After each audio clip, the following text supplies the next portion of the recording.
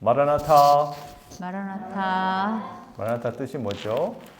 주 예수 오셔 오시옵소서. 네, 주여 오시옵소서 뜻이죠.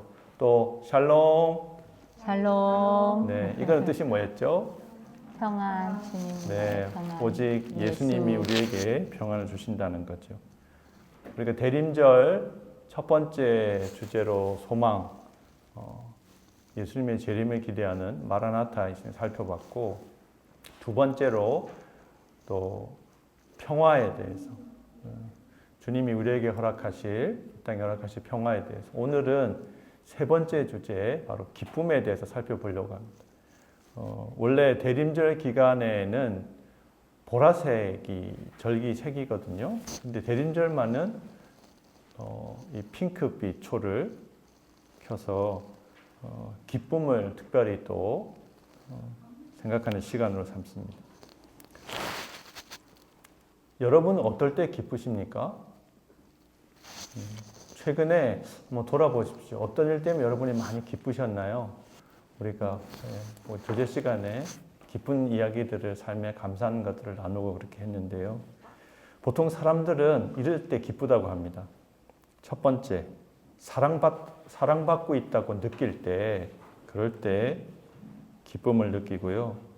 또 오랜 기다림이 끝났을 때 뭔가 마침내 해결되는 순간에 기쁨이 있고, 의미 있는 일을 해냈을 때, 삶의 의미를 발견할 때, 또 네 번째, 자유로워졌다고 느낄 때 해방의 기쁨이 있습니다.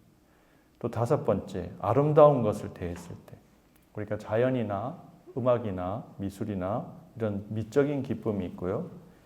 또 여섯째, 관계가 회복되었을 때 용서와 회복의 기쁨이 있고, 일곱 번째, 자기 자신과 화해했을 때, 실패를 인정하고 더 이상 자신을 미워하지 않을 수 있을 때, 또 여덟 번째, 누군가를 기쁘게 했을 때, 기쁨은 누군가를 기쁘게 했을 때 나눔에서 오는 기쁨이죠. 아홉 번째, 안전하다고 느낄 때, 위험이나 불안이 사라졌다고 할 때 우리가 안도해서 평안의 기쁨을 갖고요. 열 번째, 또 미래에 대한 희망이 생겼을 때, 현실은 당장 변하지 않지만 앞으로는 잘 될 거야 라는 소망이 있을 때 기쁨을 갖는다고 합니다. 동의가 좀 되십니까? 네. 기쁨이 무엇일까요? 기쁨은 즐거움이나 쾌락하고는 조금 차이가 있습니다. 즐거움이나 쾌락은 영어로 하면 기쁨은 joy이고, 또 이 쾌락, 즐거움은 pleasure라고 하는데요. 보통 pleasure, 쾌락은 우리가 맛있는 걸 먹었을 때 생기는 도파민이 분비된다고 그러잖아요. 우리 감각적인 만족이 이 쾌락에 해당이 되는데, 이것은 굉장히 그 만족도가 짧습니다. 근데 기쁨은 우리가 아주 맛있는 음식을 먹었을 때가 아니고, 예를 들자면 언젠가는 그런 날이 오겠죠. 희재가 만약에 요리하는 걸 배워가지고 뭔가 만들어서 우리 교인들 나눠주려고 했을 때, 첫 번째 만들어 희재 요리가 맛있을까요? 맛있을 수도 있고 맛이 없을 수도 있는데, 중요한 건 그거 먹을 때 우리는 다 굉장히 기쁠 거라는 거예요. 기쁨은 이 쾌락을 느낄 때 나오는 것과 다른 호르몬이 나온답니다. 쾌락은 도파민이 나오거든요. 우리가 보통 예능 프로그램이 노리는 건 도파민인데, 기쁨은 예능보다는 다큐에 좀 더 가깝죠. 감동적인 인생 극장 뭐 이런 거 보면 우리 마음에 뭔가 짠하면서도 이런 거 느낄 때들이 있잖아요. 세로토닌이라는 호르몬과 옥시토신이라는 호르몬이 우리 뇌에서 분비가 된다고 합니다. 그래서 기쁨은 좀 더 영적이고 관계적이고 정신적인 만족에 해당이 되는데, 오늘 우리 이 목자의 이야기는 우리 예수님을 믿어서 우리가 예수님 때문에 사는 인생 가운데서 경험하게 되는 기쁨이 어떤 특성을 가지고 있는지, 기쁨에 대한 교훈들을 함께 생각해 보려고 합니다. 우리가 하나님의 이야기 속에 들어와서, 하나님의 역사의 무대 속에 들어와서 경험하게 되는 첫 번째 기쁨의 특성은요, 예상하지 못한 상태에서 내 기쁨이 찾아온다는 거예요. 오늘 목자들이 지금 뭐 하고 있었어요? 양. 네, 밤에 양치고 있었어요. 여러분 밤새 뭔가 해본 적 있으신가요? 밤새? 네, 보통 남자들은 우리가 군대 가면 밤에 불침번 삽니다. 그렇죠? 제가 헌병으로 군대를 다녀왔거든요. 저는 사병은 아니었는데 이제 일주일에 한 번씩 당직을 서야 했습니다. 그러면 밤에 이제 공군 헌병은 경비 역할도 같이 맡았거든요. 그래서 졸지 않고 자지 않고 잘 하는가 이거를 이제 순찰하고 감독하는 게 제 책임이었는데 사실 밤에 일하는 거는요 군인처럼 이렇게 해야 되는 경우를 제외하면 밤에 하는 일들은 사실 힘든 일입니다. 3D 업종에 해당되는 거라고 할 수 있죠. 우리가 뉴스에 최근에 쿠팡 노동자, 쿠팡에서 올해 8명의 노동자들이 죽었다고 사망했다고 하더라고요. 근데 그 중에 6명이 야간 노동자였다고 합니다. 사실 이전에 목자들도요 밤에 양들을 지키는 일을 하는 거 그거는 3D 업종에 해당되는 일이에요. 우리로 치면 야간 노동자 같은 거거든요. 굉장히 인생에 어쩔 수 없이 심야에 대리 운전을 한다든지 아무튼 이런 일들을 하는 그들이 그 일을 하면서 목자들이 어땠을까요? 어떤 마음으로 그 일들을 밤에 들판에서 양들을 돌보면서 그 일들을 했을까요? 기쁘게 보람 있게 막 했을까요? 그랬을 수도 있죠. 사명감을 가지고 영훈형제 같으면 그랬을 것 같은데 근데 저 같으면은 야 이거 언제 끝나나 언제 날이 밝아오나 이 신세를 언제 벗어나나 아니면은 부모님에 대해서 왜 우리 부모님은 가난해가지고 나한테 재산 하나도 안 물려줘가지고 내가 이런 힘든 노동을 하며 지내야 되나 여러 생각을 할 수가 있었겠죠. 그런데 힘들고 무의미해 보이는 그런 시간들 속에 주님이 찾아오셨다는 거예요. 주의 천사가 왔다는 거예요. 그래서 주의 천사가 메신저가 왔을 때 이 목자들은 첫 반응이 뭐예요? 익숙치 않은 주의 영광이 비친다고 하니까 우리가 상상해 볼 수 있잖아요. 이렇게. 그림 있나요? 떠 있군요. 네. 전혀 못 보던 예상치 못한 모습의 상황 속에서 두려움을 갖게 되죠. 우리가 하나님이 우리 삶에 개입하시고 일하실 때요. 우리가 갖게 되는 가장 첫 번째 반응은 두려움입니다. 두려움을 갖는 이유가 두 가지인데 우리는 유한한 인간이기 때문에 무한한 존재의 차원이 열릴 때 본성적인 두려움을 가질 수밖에 없는 거예요. 그 두려움에 제일 가깝게 느낄 수 있는 건 광대한 자연 앞에서 우리가 느끼는 그런 보잘것없음이죠. 네. 지금 일본의 대지진의 전조 때문에 걱정하잖아요. 지진 같은 경우에는요, 우리가 그것이 올 것을 예측하고 알아도 인간이 할 수 있는 게 아무것도 없어요. 네. 어디서 어떻게 지진파가 오고 해도 그것을 막을 수 있는 방법이 없다는 거예요. 그래서 인간이 자연의 위대함, 힘 앞에 무기력해진 상황들이 있는데 인간이 그러하고 또 인간이 죄성 때문에 거룩하신 하나님의 하늘의 빛이 비칠 때 우리 속에 두려움을 가질 수밖에 없는 거죠. 근데 그 두려움은 오히려 그게 끝이 아니고요. 하나님의 일의 시작인 거예요. 두려움이 끝이 아니라 두려움이 이 이야기에 보면 어떻게 돼요? 기쁨으로 바뀐다는 거예요. 세상에서 경험하는 다른 두려움들은 두려움이 우리를 근심하게 만들고 염려하게 만들지만 하나님이 우리에게 하나님의 일들에 우리를 초대하시고 우리 삶에 개입하실 때 그때는 우리에게 기쁨의 문이 열린다는 것을 기억하시면 좋겠습니다. 근데 기쁨의 문이 어디에 열려요? 전혀 우리가 예상치 못하던 우리의 무의미하고 때로는 힘들고 지루한 일상 속에서 그런 문이 열리는 날이 있다는 거예요. 여러분 그런 기대를 가지고 계십니까? 아멘. 없었으면 가지시기 바랍니다. 반복되는 특히 직장 생활 날마다 반복되는 직장 생활에서는 아니면 가정에서 주부로서 우리가 생활할 때 그 속에서 날마다 의미와 보람을 찾기가 어려울 수 있잖아요. 근데 주님이 우리 인생에 개입하시고 찾아오실 순간이 있을 거라는 사실을 기대하시면 좋겠어요. 누가복음 1장에서 예수님의 탄생을 사가랴가 예언하면서 이렇게 이야기했습니다. 죽음의 그늘 및 어둠 속에 사는 우리에게 빛을 비추어 주시고 우리의 발걸음을 평화의 길로 이끌어 주시리라. 결국은 이 기쁨은 소망으로부터 시작되는 겁니다. 하나님은 불쑥 우리 인생에 개입하실 거예요. 이 사실을 망각할 때 우리 인생이 너무나 힘들고 무료할 수밖에 없고 다른 것에서 만족을 찾으려고 할 거거든요. 도파민이 나오는 뭔가. 근데 그런 것들은 일시적이고 도파민이 나온 것의 특징이 뭐예요? 점점 더 강한 걸 찾아야 되거든요. 근데 하나님이 주실 기쁨은 그렇지 않다는 거고요.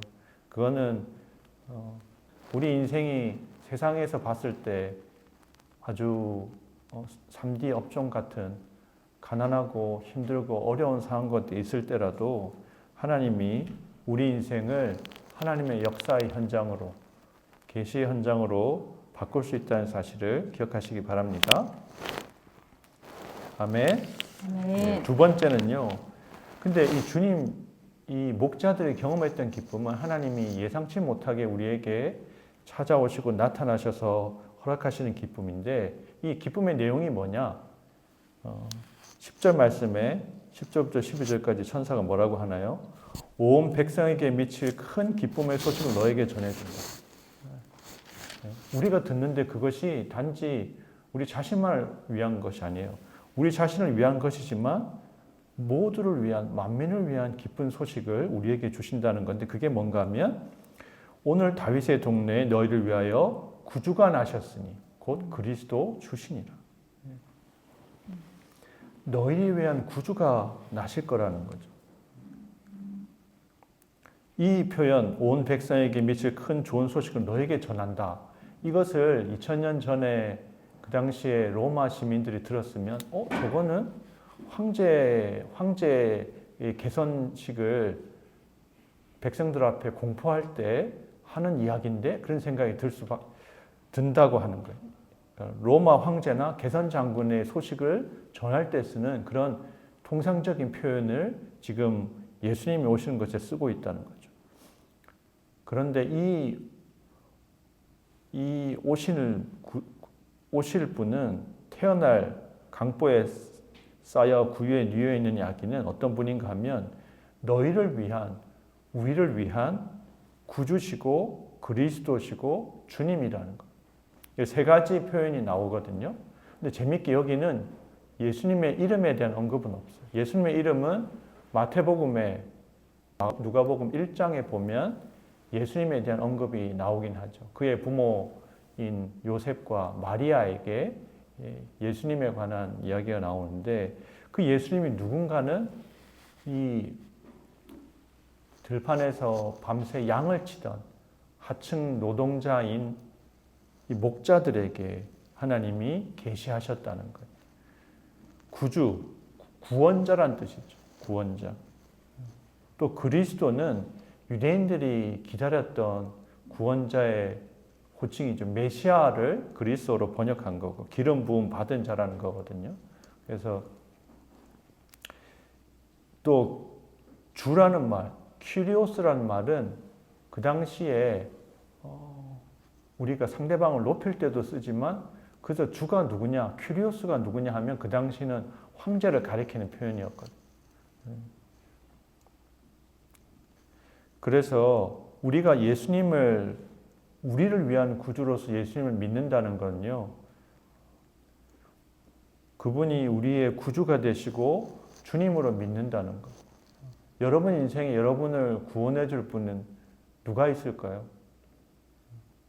우리가 사람을 기대할 수도 있고 가족을 기대할 수도 있죠. 아니면 직장에 내 나에 대해서 평가할 수 있는 그런 직장 상사를 생각할 수도 있지만 우리의 가족이나 가까운 누군가가 우리에게 구원자가 되지는 못한다는 거예요. 예수님만이 우리의 구주신 줄 믿습니다. 아멘. 네, 예수님을 믿어야 주님이 길이요 진리요 생명이 되시고 우리 삶의 길들을 열어주실 거라는 거예요. 네, 사실 예수님 안 믿는 분들은 무슨 소리야. 예수님이 2000년의 역사적인 인물이라고 하는데 우리랑 무슨 상관이 있어. 이렇게 생각하지만요. 우리가 경험하잖아요. 예수님이 우리의 삶에 어떻게 역사하시는지. 주님을 믿는다는 것이 우리에게 어떻게 소망을 주고 위로를 주고 힘을 주는지. 그리고 그분은 우리를 위해서 존재할 뿐이 아니라 또한 우리도 주님을 위해서 존재하는 존재가 된다는 거죠. 그래서 우리는 주님을 퀴리오스로 주로 믿는 거죠. 그래서 우리가 신앙생활 할 때 예수님을 하나님을 램프의 요정 지니처럼 그렇게 믿으면 안 됩니다. 램프의 요정 지니가 뭐예요? 뭐 하는 존재예요? 소원을 말해봐. 소원을 들어주는 존재잖아요. 우리가 예수님을 믿을 때 우리에게는 세상이 주지 못하는 기쁨과 위안이 있다는 거예요. 근데 그 예수님이 우리의 구주라는 사실이 어떤 표적으로 나타났어요? 오늘 말씀에 보면 구유에 뉘어 있는 아기의 모습으로 나타났다는 거예요. 그러니까 우리가 우리의 구원자 같으면 가장 강력한 힘을 가진 누군가로 나타나야 될 것 같은데 가장 연약한 모습으로 희재는 이제 커가지고요. 왜? 엄마를 꽤 돕기도 하고 그러잖아요. 근데 갓난아기는 아무것도 할 수가 없잖아요. 그냥 존재하는 것 외에는. 근데 이 구유에 누워 있다는 사실이요. 예수님이 열악한 상황에서 태어났다는 것을 묘사하기도 하지만 이사야 1장에 보면 이사야 선지자가 이스라엘 백성들에게 이렇게 이야기를 합니다. 소는 그 임자를 알고 나귀는 그 주인의 구유를 알건만은 이스라엘은 알지 못하고 나의 백성은 깨닫지 못하는도다 하셨도다. 소와 나귀가 있는 그 비천한 곳에 아기 예수님이 구세주가 아기의 모습으로 오셨거든요. 구유에 누워가지고. 구유는 뭐가 담기는 곳이에요? 네. 소나 나귀나 동물들의 먹이를 담는 곳이잖아요. 그래서 예수님이 거기에 연약한 모습 오셨다는 거예요. 그래서 이거는 어떻게 보면 소나 나귀보다도 못한 하나님에 대해서 무지하고 배반하는 이스라엘 백성들에게 하나님이 당신의 아들을 생명의 양식으로 주셨다는 상징적인 모습이 된다는 거예요. 실제로 나중에 예수님이 요한복음에 보면 나는 하늘에서 온 생명의 양식이라고 그러셨잖아요. 교회는 그런 점에서요. 어떻게 보면 예수님을 담고 있기 때문에 교회가 되는 거예요. 우리 개개인이 그리스도인으로서 우리의 존재가 의미가 있는 것은 주님이 우리 안에 거하시기 때문이거든요. 사실 그 소나 나귀가 있는 그 마구간이 얼마나 깨끗하겠어요. 교회에 대해서 우리가 실망할 때들이 많잖아요. 사람들 수준도 떨어지고. 근데 중요한 건 예수님이 거기 계시면 지저분하고 냄새나고 더러워도 그것은 우리가 주님을 만나는 공간이거든요.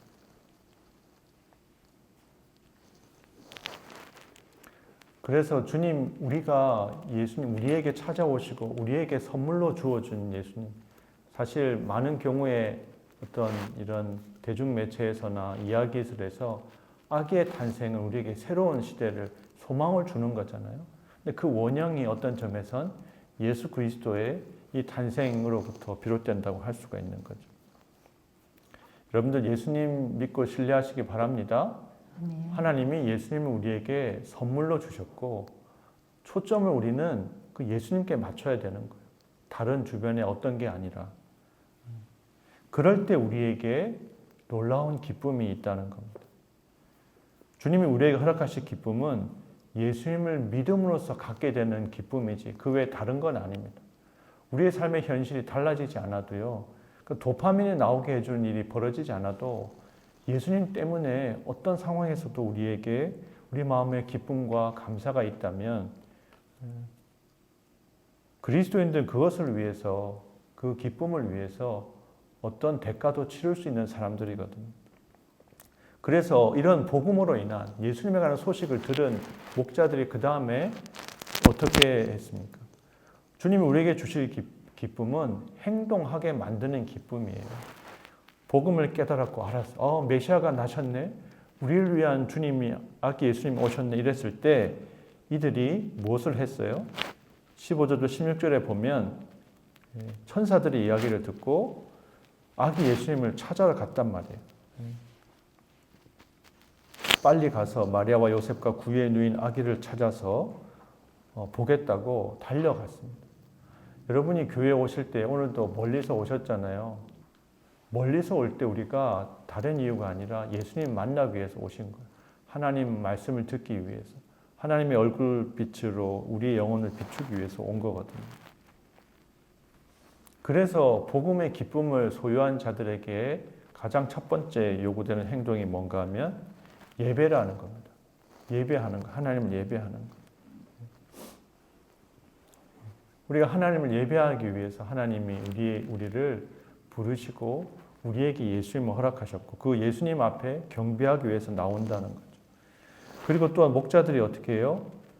자기가 들은 이야기들을 사람들에게 이야기를 했어요. 분명히 요셉에게도 천사가 나타나서 이야기를 했고 마리아에게도 나타났는데 목자들을 통해서 목자들은 요셉과 마리아가 보지 못한 대단한 장면을 봤잖아요. 천군 천사들이 찬양하는 그 모습을 보고 또 이 태어난 아기가 구세주고 메시아이고 그리고 우리의 주님이라는 사실을 증거했다는 거예요. 목자들은 그 말의 의미를 다 깨닫지 못했을 수도 있습니다. 그렇지만 그것이 복음으로 우리에게 복음 이야기로 기록되어서 오고 오는 세대에 우리가 묵상하고 생각하게 만드는 이정표가 됐다는 거죠. 목자들은 천사로부터 들은 것을 증언했어요. 우리가 교회에서 우리가 교제하고 우리 동행교회는 그런 일이 여태까지 없었고 앞으로도 없을 거라고 믿습니다. 근데 어떤 교회들은요, 만나면 예수님하고 전혀 상관없는 이야기들을 너무 많이 해요. 네, 맞습니다. 마칠 때가 됐습니다. 우리가 오늘 조금 예배를 늦게 시작했는데요. 누가 누구 흉보는 이야기, 세상 돌아가는 이야기, 우리의 흥미로운 이야기든 아니면 우리의 욕심을 부추기는 이야기든 그런 이야기들이 했을 때 공동체 안에 사실 덕이 되지 않는 경우가 많거든요. 근데도 우리가 만나면 그런 모습들이 너무 많다는 거예요. 우리 동행교회 성도들은 늘 예수님에 관한 이야기들 하시기 바랍니다. 네, 그게 무슨 의미인가 하면 예수님이 나의 삶에 어떻게 찾아오셨고 나의 삶에 하나님의 선물이 되셨고 하나님의 은혜가 내 삶에 있었는가 그것을 증거하고 그것에 대해서 감사하는 이야기들을 나눈다는 거죠. 그럴 때 이들의 모습을 잘 보면요, 목자들의 모습과 천사들의 모습이 이 이야기 속에서 똑같이 병행되고 있어요. 천사들이 와가지고 하나님이 전하라고 하신 복음의 이야기를 목자들에게 전했잖아요. 그리고 그들이 뭐 했냐면 천군 천사들이 하나님을 찬양했거든요. 지극히 높은 곳에서는 하나님께 영광이요 땅에서는 기뻐하심을 입은 사람들 중에 평화다. 근데 목자들도요 그 이야기를 듣고 예수님 찾아와가지고 똑같이 그렇게 했어요. 예수님께 경배하고 자기가 천사에게 들은 이야기를 그대로 전하고 그것 때문에 사람들이 놀라고 이들은 또 하나님 앞에 찬양하며 영광을 돌리며 자기의 삶의 자리로 돌아갔다는 거죠. 목자들이 복음을 증거할 때 또 목자들이 하나님을 찬양할 때 그 모습은 천사와 같은 모습이에요. 주위에들 한번 얼굴도 한번 보세요. 서로들 한번 돌려가면서 보세요. 네. 네. 천사같이 보이지 않나요? 하나님을 예배할 때 우리가 비로소 우리 영혼이 우리의 본질적인 제자리로 돌아가기 때문에 하나님을 예배할 때 우리에게 맡겨진 사명을 감당할 때 우리가 천사처럼 그렇게 천사의 기쁨을 누리게 될 줄 믿습니다. 네, 말씀을 맺겠습니다. 큰 기쁨의 좋은 소식을 듣고 전했던 목자들의 삶이 어떻게 달라졌을까요? 아기 예수를 보고 왔잖아요. 아마 그들은 어쩌면 나중에 예수님이 커서 갈릴리에서 사역을 시작하시고 또 이 유대 지방 내려와서 하실 때 가장 먼저 예수님을 따랐던 제자들 중에 한 사람이 되지 않았을까, 우리가 그렇게 짐작할 수 있습니다. 예수님을 진짜 만나면 그의 삶이 달라질 수밖에 없어요. 그의 현실은 달라지지 않겠죠. 여전히 그들은 가난하기 때문에 밤에 들판에서 다른 사람들이 맡긴 양들을 돌보는 노동자의 삶을 살아갔을 수도 있습니다. 그렇지만 그들에게는 달랐을 거예요. 예수님에 대해서 증거하고 소개하고 그들은 그런 열악한 현실 속에서도 그 마음에 기쁨과 감사가 있기 때문에 하나님께 영광을 돌리는 삶이 될 줄 믿습니다. C.S. 루이스가 이런 말을 했습니다. 기쁨은 숲에서 길을 잃은 사람들에게 길을 가리키는 이정표와 같다. 우리의 인생에 주님이 이런 기쁨을 주시기를 축원합니다. 그래서 의미 없고 힘든 일상 속에서 예상치 못한 주님이 허락하시는 기쁨, 예수 그리스도를 우리의 구세주와 주인으로 믿기 때문에 우리 마음에 넘쳐나는 기쁨, 천사처럼 찬양하며 증거하는 기쁨의 삶을 사시는 여러분 되기를 주님의 이름으로 축복합니다. 이 시간에 같이 기도하겠습니다.